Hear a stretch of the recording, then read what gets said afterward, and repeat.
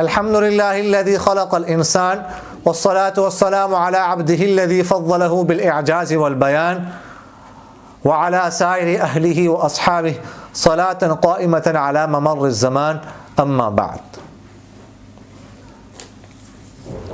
ایک صاحب نے سوال کیا ہے کہ جیسا کہ آپ کو معلوم ہے کہ آج کل ہر چیز کے اوپر تصویر بنی ہوتی ہے، بیڈ شیٹ پر اور کمروں میں بچوں کے کارٹون وغیرہ پڑے ہوتے ہیں، ان پر بھی تصاویر ہوتی ہے، تو اگر کسی نے گھر میں نماز پڑھنی ہو اور وہاں پر اس طرح کی تصویر موجود ہو تو نماز کا کیا حکم ہے؟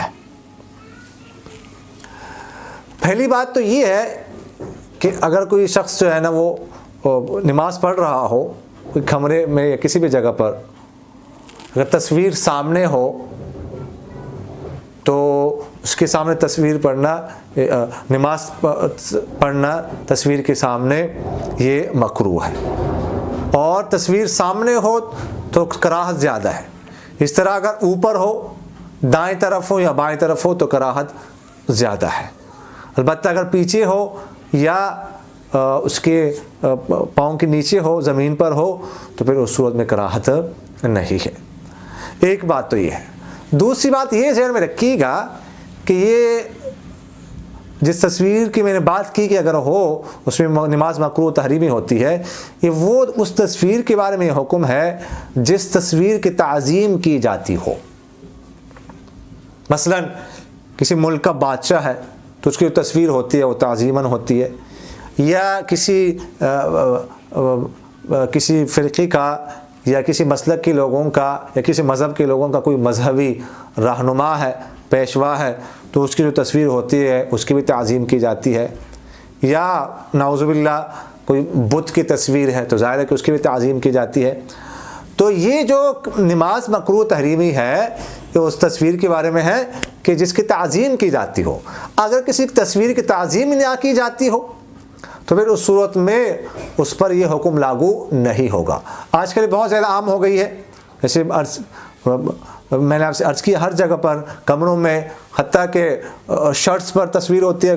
مسجد میں نماز پڑھ رہے ہیں، کوئی ساتھی آپ کے سامنے کھڑا ہے، پیچھے سے بڑی سی تصویر ہے، ہر کیپ پر تصویر ہوتی ہے، ہر چیز پر تصویر بنی ہوتی ہے۔ تو یہ ذہن میں رکھیے گا کہ اس تصویر کے بارے میں حکم ہے جس کی تعظیم مقصود ہو۔ اگر کوئی تصویر ایسی ہے جس کی تعظیم مقصود نہیں ہے تو پھر اس صورت میں اگر وہ موجود ہو تو نماز مکروہ نہیں ہوگی۔ اس طرح اگر تصویر بہت چھوٹی ہے کہ نظر نہیں آتی، اگر بندہ کھڑا ہو جائے یا دور سے دیکھے تو اس میں بھی کوئی کراہت نہیں ہوگی۔ البتہ بہتر یہ ہے کہ نماز وہاں پر پڑھی جائے جہاں پر تصویر نہ ہو۔ اگر تصویر ہے تو اس کو چھپا دیا جائے، چھپا سکتے ہیں۔ آج کل ویسے بچنا تو بہت مشکل ہے، جیسے بچوں کے کھلونے پر، کارٹون پر، اخباروں میں، ہر کوئی بھی چیز خریدے تو اس پر تصویر ہوتی ہے۔ تو بہرحال بہتر یہ ہے کہ حتی الامکان، حتی الوسع جو ہے اس سے بچنے کی کوشش کرنی چاہیے۔ تصویر کو ہٹا دینا چاہیے یا چھپا دینا چاہیے یا اس کو الٹا کر دینا چاہیے۔ ایک خاتون نے پوچھا ہے کہ آنکھوں کا آپریشن کروایا ہے، ڈاکٹر نے پانی لگانے سے منع کیا ہوا ہے، کیا وضو کی جگہ تیمم کر سکتے ہیں؟ دیکھیے گا، اگر آنکھوں کو پانی لگانا یہ مضر ہو، ڈاکٹر نے منع کیا ہو، پھر اس صورت میں آنکھوں کو پانی نہ لگایا جائے، باقی اعضاء کو دھویا جائے، ہاتھوں کو، پاؤں کو، سر کا مسح کیا جائے وغیرہ ذالک کا۔ البتہ آنکھوں کو پانی نہ لگایا جائے، بس وہاں پر مسح کر لیا جائے، تیمم نہیں، تیمم کے بجائے وہاں پر مسح کر لے، آنکھوں پر مسح کر لے، آنکھوں کو پانی مت لگائیں، باقی اعضاء کو جو ہے وہ دھویا جائے تو اس میں کوئی حرج نہیں ہے، ایسا جائز ہو جائے گا۔ ایک شخص نے پوچھا ہے، السلام علیکم مفتی صاحب، روزے میں افطاری کے عین قریب جا کر اگر خواتین کو حیض کی شکایت درپیش آ جائیں تو اس سلسلے میں کیا حکم ہے؟ روزہ ہوگا یا لوٹانا پڑے گا؟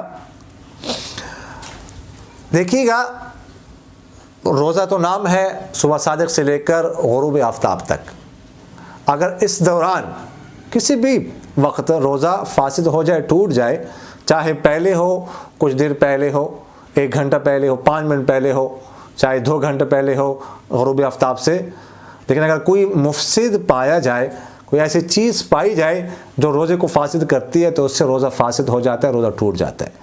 تو لہٰذا اگر کسی خاتون کو مینسز آ جائے، حیض آ جائے، چاہے غروب آفتاب سے تھوڑی دیر پہلے کیوں نہ ہو، اس کی وجہ سے اس کا روزہ فاسد ہو جائے گا اور اس روزے کی قضا کرنی پڑے گی۔ مولانا فائز صاحب نے پوچھا ہے کہ مفتی صاحب، تجدید نکاح میں گواہوں کا ہونا ضروری ہے یا نہیں؟ دوسرا مسئلہ انہوں نے فوتگی کے لیے فنڈ جمع کرنے کے بارے میں پوچھا ہے۔ دیکھیے گا، نکاح جو بھی ہو، پہلے ایک دفعہ ہو چکا ہے یا دوبارہ ہو رہا ہو، کسی ذریعے سے ٹوٹ جائے، دوبارہ تجدید نکاح کی ضرورت پڑ جائے، تو اس میں نکاح میں گواہوں کا ہونا یہ شرط ہے، گواہوں کا ہونا ضروری ہے، چاہے نیا نکاح ہے، چاہے ایک دفعہ ہو چکا ہے دوبارہ ہو رہا ہے، لیکن یہ ہے کہ نکاح ٹوٹ چکا ہو، اس کے بعد نکاح ہو رہا ہو، تو نکاح میں گواہوں کا ہونا ضروری ہے، اور گواہ شرط ہے، چاہے نیا نکاح ہو یا پرانا نکاح ہو، ہر صورت میں گواہ ضروری ہے۔